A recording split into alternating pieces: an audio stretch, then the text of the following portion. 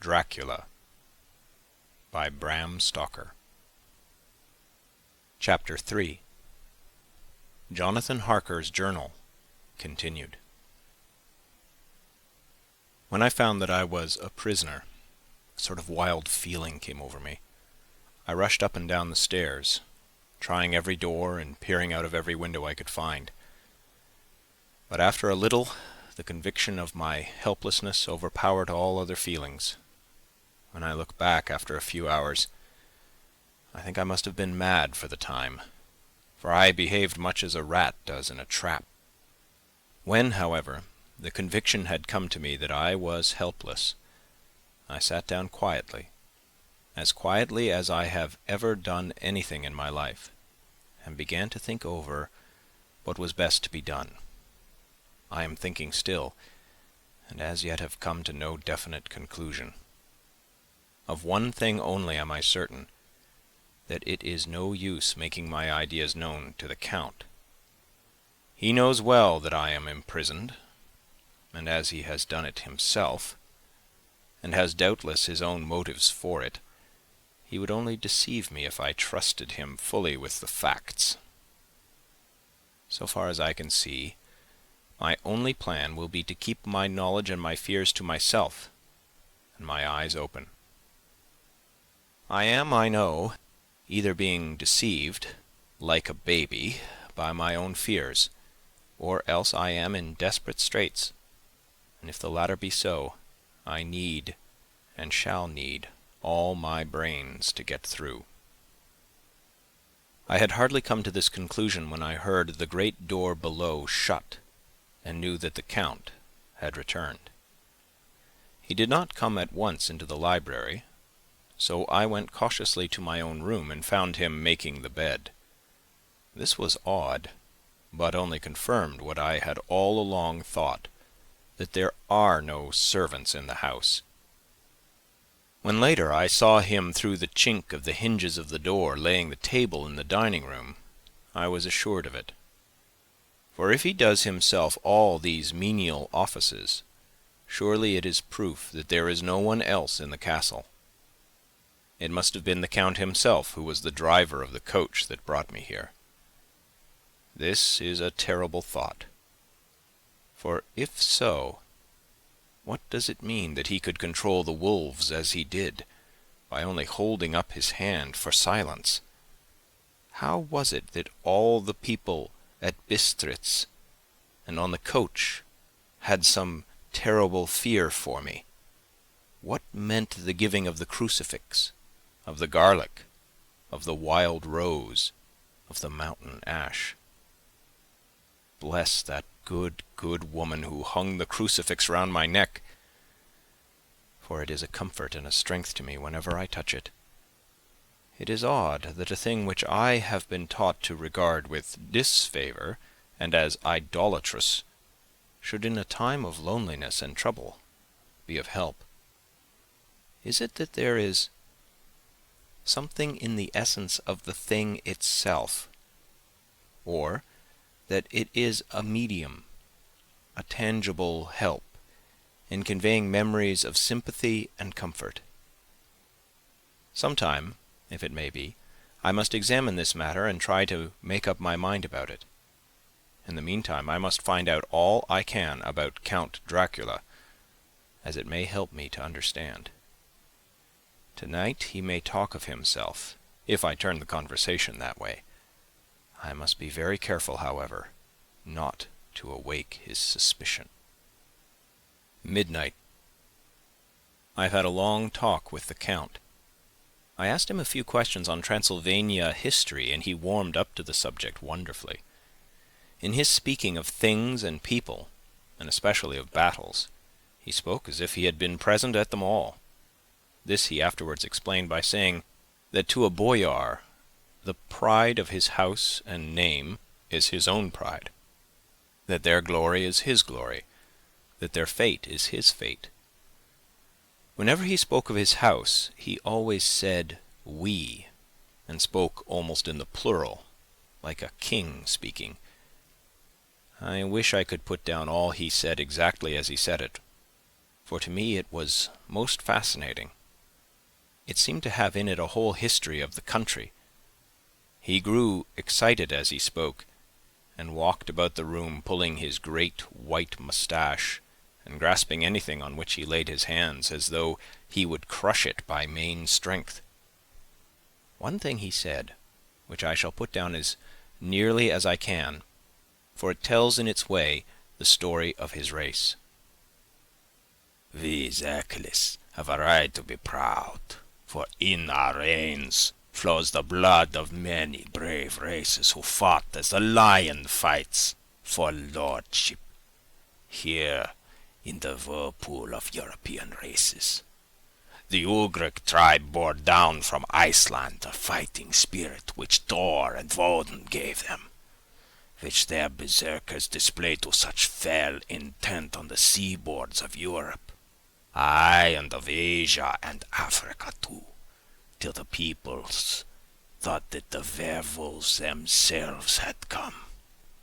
Here too, when they came, they found the Huns, whose warlike fury had swept the earth like a living flame, till the dying peoples held it in their veins, ran the blood of those old witches, who expelled from Scythia had mated with the devils in the desert. Fools! Fools! What devil or what witch was ever so great as Attila, whose blood is in these veins? He held up his arms. Is it a wonder that we were a conquering race?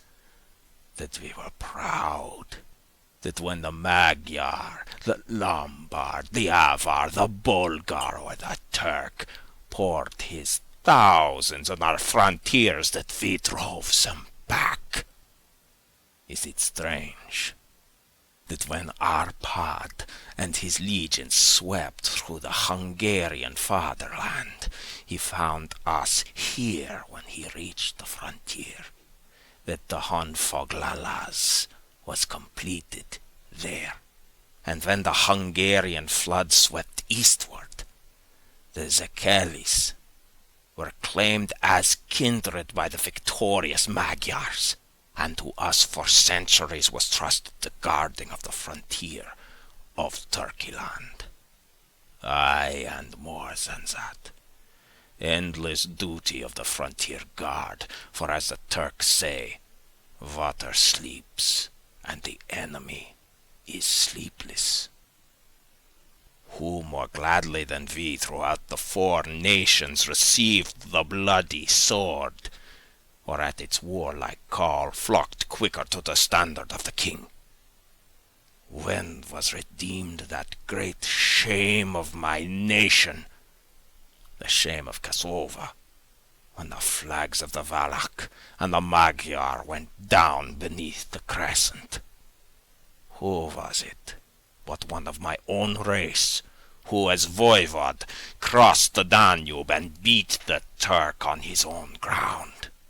This was a Dracula indeed. Woe was it that his own unworthy brother, when he had fallen, sold his people to the Turk, and brought the shame of slavery on them. Was it not this Dracula, indeed, who inspired that other of his race, who, in a later age, again and again brought his forces over the great river into Turkeyland, who, when he was beaten back, came again and again, though he had to come alone from the bloody field where his troops were being slaughtered, since he knew that he alone could ultimately triumph. They said that he thought only of himself. Bah!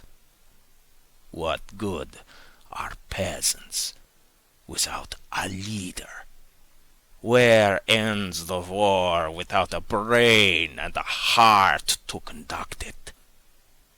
Again, when after the Battle of Mohawks, we threw off the Hungarian yoke, we of the Dracula Dracula blood were amongst their leaders. For our spirit would not brook that we were not free. Ah, young sir, the Zekelis and the Dracula as their heart's blood, their brains and their swords, can boast a record that mushroom growths like the Habsburgs and the Romanovs could never reach. The warlike days are over. Blood is too precious a thing in these days of dishonorable peace, and the glories of the great races are as a tale that is told. It was by this time close on morning, and we went to bed. Memorandum. This diary seems horribly like the beginning of the Arabian Nights, for everything has to break off at cock-crow, or like the ghost of Hamlet's father. 12th of May. Let me begin with facts. Bare, meagre facts, verified by books and figures, and of which there can be no doubt. I must not confuse them with experiences, which will have to rest on my own observation or my memory of them. Last evening, when the Count came from his room, he began by asking me questions on legal matters and on the doings of certain kinds of business. I had spent the day wearily over books, and, simply to keep my mind occupied, went over some of the matters I had been examined in at Lincoln's Inn. There was a certain method in the Count's inquiries, so I shall try to put them down in sequence. The knowledge may somehow, or some time, be useful to me. First, he asked if a man in England might have 2 solicitors or more. I told him he might have a dozen if he wished, but that it would not be wise to have more than 1 solicitor engaged in one transaction, as only one could act at a time, and that to change would be certain to militate against his interest. He seemed thoroughly to understand, and went on to ask if there would be any practical difficulty in having one man to attend, say, to banking, and another to look after shipping, in case local help were needed in a place far from home of the banking solicitor. I asked him to explain more fully, so that I might not by any chance mislead him. So he said, "I shall illustrate. Your friend and mine, Mr. Peter Hawkins, from under the shadow of your beautiful cathedral at Exeter, which is far from London, buys for me through your good self my place at London. Now here let me say frankly, lest you should think it strange that I have sought the services of one so far off from London instead of someone resident there, that my motive was that no local interest might be served save my wish only, and as one of London residents might perhaps have some purpose of himself or friend to serve. I went thus afield to seek my agent, whose labor should be only to my interest. Now, suppose I, who have much of affairs, wish to ship goods, say, to Newcastle or Durham or Harwich or Dover. Might it not be that it could be with more ease be done by consigning to one in these ports?" I answered that certainly it would be most easy, but that we solicitors had a system of agency, one for the other, so that local work could be done locally on instruction from any solicitor, so that the client, simply by placing himself in the hands of one man, could have his wishes carried out by him without further trouble. "But," said he, "I could be at liberty to direct myself. Is it not so?" "Of course," I replied, "and such is often done by men of business, who do not like the whole of their affairs to be known by any one person." "Good," he said, and then went on to ask about the means of making consignments and the forms to be gone through, and of all sorts of difficulties which might arise, but by forethought could be guarded against. I explained all these things to him to the best of my ability, and he certainly left me under the impression that he would have made a wonderful solicitor, for there was nothing that he did not think of or foresee. For a man who was never in the country, and who did not evidently do much in the way of business, his knowledge and acumen were wonderful. When he had satisfied himself on these points on which he had spoken, and I had verified all as well as I could by the books available, he suddenly stood up and said, "Have you written, since your first letter to our friend Mr. Peter Hawkins, or to any other?" It was with some bitterness in my heart that I answered that I had not, that as yet I had not seen any opportunity of sending letters to anybody. "Then write now, my young friend," he said, laying a heavy hand on my shoulder. "Write to our friend, and to any other, and say, if it will please you, that you shall stay with me until a month from now." "Do you wish me to stay so long?" I asked, for my heart grew cold at the thought. "I desire it much. Nay, I will take no refusal. When your master, employer, what you will, engaged that someone should come on his behalf, it was understood that my needs only were to be consulted. I have not stinted. Is it not so?" What could I do but bow acceptance? It was Mr. Hawkins' interest, not mine, and I had to think of him, not myself, and besides, while Count Dracula was speaking, there was that in his eyes and in his bearing which made me remember that I was a prisoner, and that if I wished it, I could have no choice. The Count saw his victory in my bow, and his mastery in the trouble of my face, for he began at once to use them, but in his own smooth, resistless way. "I pray you, my good young friend, that you will not discourse of things other than business in your letters. It will doubtless please your friends to know that you are well, and that you look forward to getting home to them. Is it not so?" As he spoke, he handed me 3 sheets of notepaper and 3 envelopes. They were all of the thinnest foreign post, and looking at them, then at him, and noticing his quiet smile, with the sharp canine teeth lying over the red underlip, I understood as well as if he had spoken that I should be more careful what I wrote, for he would be able to read it. So I determined to write only formal notes now, but to write fully to Mr. Hawkins in secret, and also to Mina, for to her I could write shorthand which would puzzle the Count, if he did see it. When I had written my 2 letters, I sat quiet, reading a book, whilst the Count wrote several notes, referring as he wrote them to some books on his table.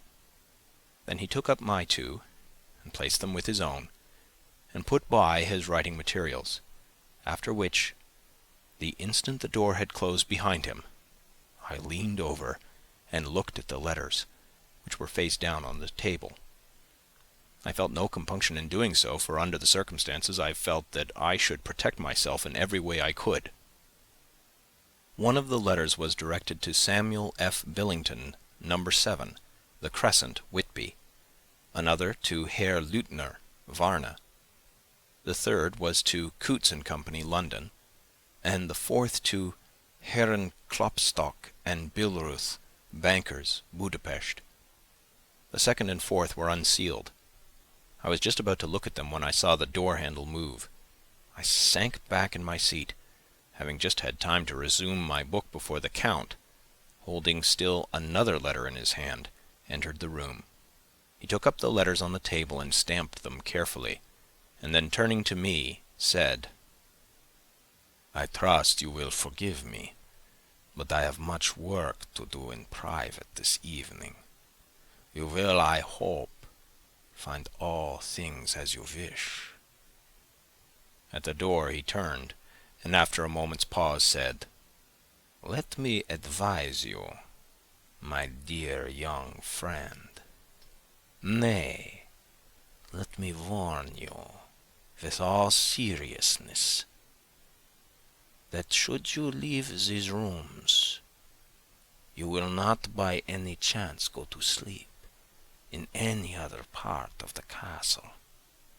It is old and has many memories, and there are bad dreams for those who sleep unwisely.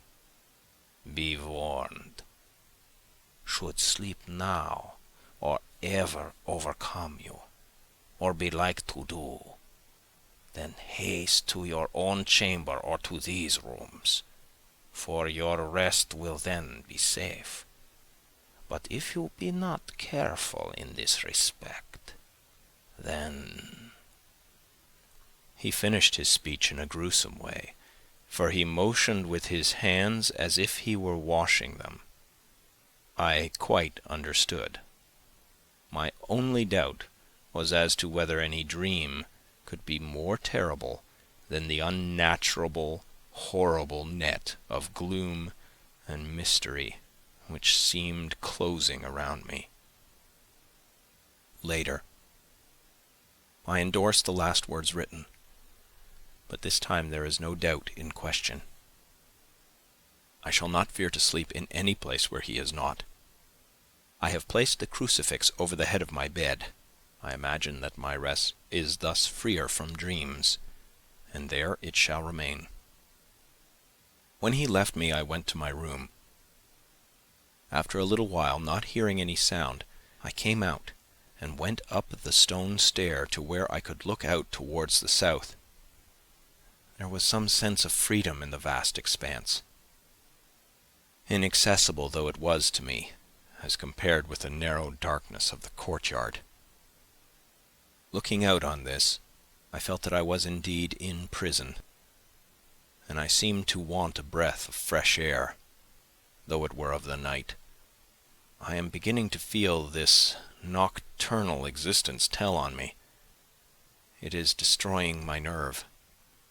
I start at my own shadow and am full of all sorts of horrible imaginings. God knows that there is ground for my terrible fear in this accursed place. I looked out over the beautiful expanse, bathed in soft yellow moonlight, till it was almost as light as day. In the soft light, the distant hills became melted, and the shadows in the valleys and gorges of velvety blackness. The mere beauty seemed to cheer me. There was peace and comfort in every breath I drew. As I leaned from the window, my eye was caught by something moving a story below me and somewhat to my left, where I imagined, from the order of the rooms, that the windows of the Count's own room would look out. The window at which I stood was tall and deep, stone-mullioned, and though weather-worn, was still complete.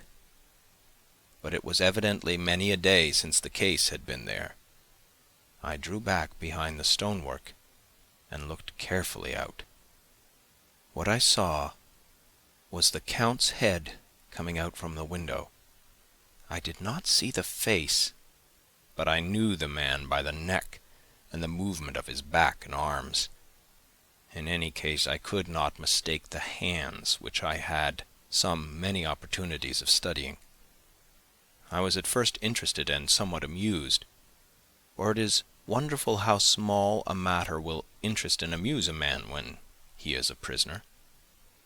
But my very feelings changed to repulsion and terror when I saw the whole man slowly emerge from the window and begin to crawl down the castle wall over the dreadful abyss, face down, with his cloak spreading out around him like great wings.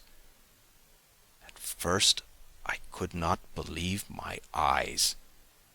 I thought it was some trick of the moonlight, some weird effect of shadow. But I kept looking, and it could be no delusion. I saw the fingers and toes grasp the corners of the stones, worn clear of the mortar by the stress of years, and by thus using every projection and inequality, move downwards with considerable speed, just as a lizard moves along a wall. What manner of man is this? Or what manner of creature is it in the semblance of man? I feel the dread of this horrible place overpowering me. I am in fear, in awful fear, and there is no escape for me. I am encompassed about with terrors that I dare not think of. 15th of May. Once more I have seen the Count go out in his lizard fashion. He moved downwards in a sidelong way, some 100 feet down, and a good deal to the left. He vanished into some hole or window. When his head had disappeared, I leaned out to try and see more, but without avail. The distance was too great to allow a proper angle of sight. I knew he had left the castle now, and thought to use the opportunity to explore more than I had dared to do as yet. I went back to the room, and taking a lamp, tried all the doors. They were all locked, as I had expected, and the locks were comparatively new. But I went down the stone stairs to the hall where I had entered originally. I found I could pull back the bolts easily enough and unhook the great chains. But the door was locked, and the key was gone. That key must be in the Count's room. I must watch, should his door be unlocked, so that I may get it and escape. I went on to make a thorough examination of the various stairs and passages, and to try the doors that opened from them. 1 or 2 small rooms near the hall were open, but there was nothing to see in them except old furniture, dusty with age and moth-eaten. At last, however, I found one door at the top of the stairway which, though it seemed locked, gave a little under pressure. I tried it harder, and found that it was not really locked, but that the resistance came from the fact that the hinges had fallen somewhat, and the heavy door rested on the floor. Here was an opportunity which I might not have again, so I exerted myself, and with many efforts forced it back so that I could enter. I was now in a wing of the castle further to the right than the rooms I knew, and a story lower down. From the windows I could see that the suite of rooms lay along to the south of the castle, the windows of the end room looking out both west and south. On the latter side, as well as to the former, there was a great precipice. The castle was built on the corner of a great rock, so that on 3 sides it was quite impregnable, and great windows were placed here, where sling or bow or culverin could not reach, and consequently light and comfort, impossible to a position which had to be guarded, were secured. To the west was a great valley, and then rising far away, great jagged mountain fastnesses, rising peak on peak, the sheer rock studded with mountain ash and thorn, whose roots clung in cracks and crevices and crannies of the stone. This was evidently the portion of the castle occupied by the ladies in bygone days, for the furniture had more an air of comfort than any I had seen. The windows were curtainless, and the yellow moonlight, flooding in through the diamond panes, enabled one to see even colours, whilst it softened the wealth of dust which lay over all and disguised in some measure the ravages of time and moth. My lamp seemed to be of little effect in the brilliant moonlight, but I was glad to have it with me, for there was a dreadful loneliness in the place which chilled my heart and made my nerves tremble. Still, it was better than living alone in the rooms which I had come to hate from the presence of the Count, and after trying a little to school my nerves, I found a soft quietude come over me. Here I am, sitting at a little oak table, where in old times possibly some fair lady sat to pen, with much thought and many blushes, her ill-spelt love letter, and writing in my diary in shorthand all that has happened since I closed it last. It is the 19th century, up to date with a vengeance, and yet, unless my senses deceive me, the old centuries had, and have, powers of their own, which mere modernity cannot kill. Later, the morning of 16th of May. God preserve my sanity, for to this I am reduced. Safety and the assurance of safety are things of the past. Whilst I live on here, there is but one thing to hope for, that I may not go mad, if indeed I be not mad already. If I be sane, and surely it is maddening to think that of all the foul things that lurk in this hateful place, the Count is the least dreadful to me, that to him alone I can look for safety, even though this be only whilst I can serve his purpose. Great God, merciful God, let me be calm, for out of that way lies madness indeed. I begin to get new lights on certain things which have puzzled me. Up to now I never quite knew what Shakespeare meant when he made Hamlet say, "My tablets, quick, my tablets, 'tis meet that I put it down," etc. For now, feeling as though my own brain were unhinged, or as if the shock had come which must end in its undoing, I turn to my diary for repose. The habit of entering accurately must help to soothe me. The Count's mysterious warning frightened me at the time. It frightens me more now when I think of it, for in the future he has a fearful hold upon me. I shall fear to doubt what he may say. When I had written in my diary, and had fortunately replaced the book and pen in my pocket, I felt sleepy. The Count's warning came into my mind, but I took pleasure in disobeying it. The sense of sleep was upon me, and with it the obstinacy which sleep brings as outrider. The soft moonlight soothed, and the wide expanse without gave a sense of freedom which refreshed me. I determined not to return tonight to the gloom-haunted rooms, but to sleep here, where of old ladies had sat and sung and lived sweet lives, whilst their gentle breasts were sad for their menfolk away in the midst of remorseless wars. I drew a great couch out of its place near the corner, so that as I lay, I could look at the lovely view to east and south, and unthinking of and uncaring for the dust, compose myself for sleep. I suppose I must have fallen asleep.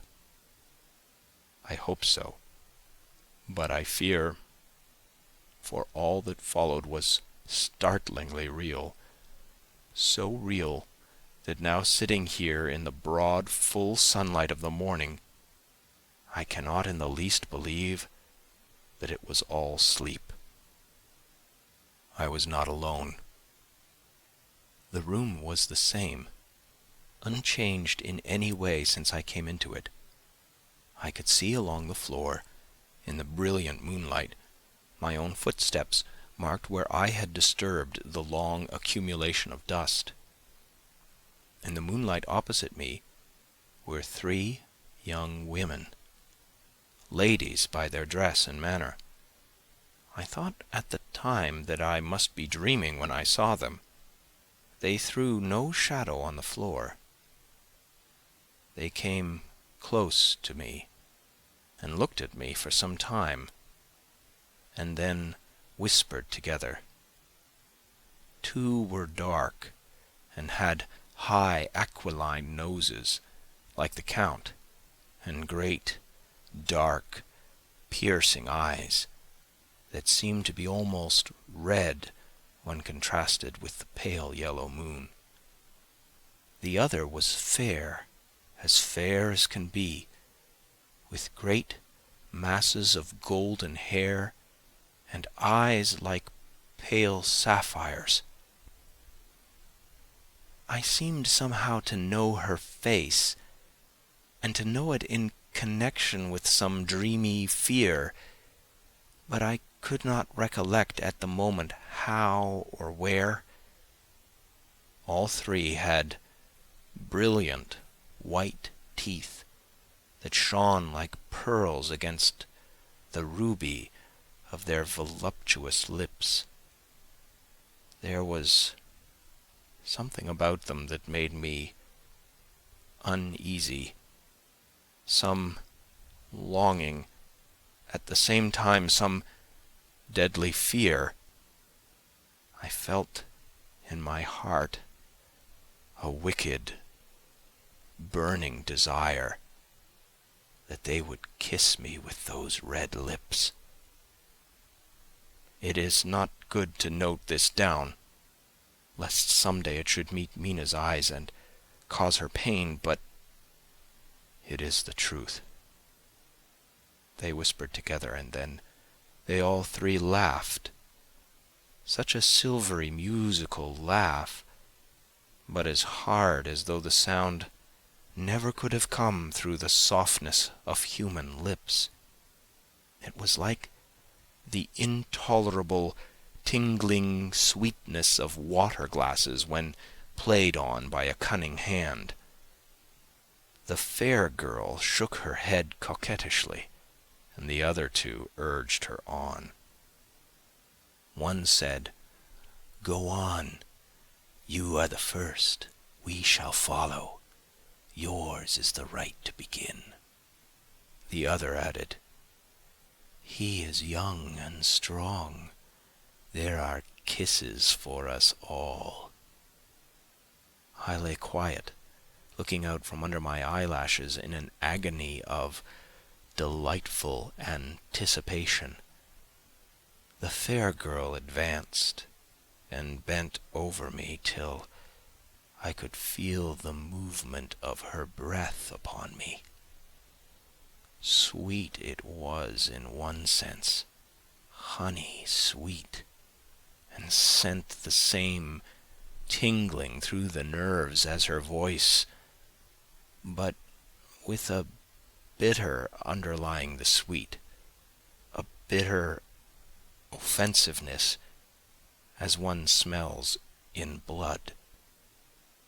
I was afraid to raise my eyelids, but looked out and saw perfectly under the lashes. The girl went on her knees and bent over me, simply gloating.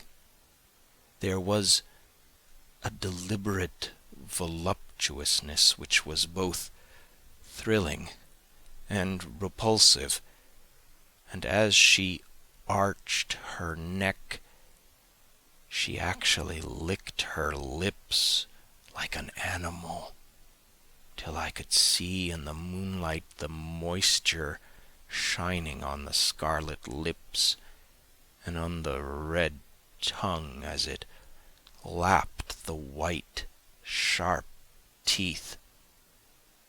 Lower and lower went her head as the lips went below the range of my mouth and chin and seemed to fasten on my throat. Then she paused, and I could hear the churning sound of her tongue as it licked her teeth and lips, and I could feel the hot breath on my neck. Then the skin of my throat began to tingle as one's flesh does when the hand that is to tickle it approaches nearer, nearer. I could feel the soft, shivering touch of the lips on the super-sensitive skin of my throat, and the hard dents of two sharp teeth just touching and pausing there. I closed my eyes in languorous ecstasy and waited with beating heart. But at that instant, another sensation swept through me as quick as lightning. I was conscious of the presence of the Count and of his being, as if I lapped in a storm of fury. As my eyes opened involuntarily, I saw his strong hand grasp the slender neck of the fair woman, and with giant's power draw it back, the blue eyes transformed with fury, the white teeth champing with rage, and the fair cheeks blazing red with passion. But the Count! Never did I imagine such wrath and fury even to the demons of the pit. His eyes were positively blazing. The red light in them was lurid, as if the flames of hellfire blazed behind them. His face was deathly pale, and the lines of it were hard like drawn wires. The thick eyebrows that met over the nose now seemed like a heaving bar of white-hot metal. With a fierce sweep of his arm he hurled the woman from him, and then motioned to the others as though he were beating them back. It was the same imperious gesture that I had seen used to the wolves. In a voice which, though low, and almost in a whisper, seemed to cut through the air and then ring in the room, he said, "How dare you touch him, any of you? How dare you cast eyes on him when I have forbidden it? Back, I tell you all. This man belongs to me. Beware how you meddle with him, or you'll have to deal with me." The fair girl, with a laugh of ribald coquetry, turned to answer him. "You yourself never loved. You never love." On this the other women joined, and such a mirthless, hard, soulless laughter rang through the room that it almost made me faint to hear. It seemed like the pleasure of fiends. Then the Count turned, after looking at my face attentively, and said in a soft whisper, "Yes, I too can love. You yourselves can tell it from the past. Is it not so? Well, now I promise you that when I am done with him, You shall kiss him at your will. Now go, go. I must awaken him, for there is work to be done. Are we to have nothing tonight? Said one of them, with a low laugh, as she pointed to the bag which he had thrown upon the floor, and which moved as though there were some living thing within it. For answer, he nodded his head. One of the women jumped forward and opened it. If my ears did not deceive me, there was a gasp and a low wail as of a half-smothered child. The women closed round, whilst I was aghast with horror. But as I looked, they disappeared, and with them that dreadful bag. There was no door near them, and they could not have passed me without my noticing. They simply seemed to fade into the rays of the moonlight and pass out through the window, for I could see outside the dim, shadowy forms for a moment before they entirely faded away. Then the horror overcame me, and I sank down unconscious. End of chapter 3.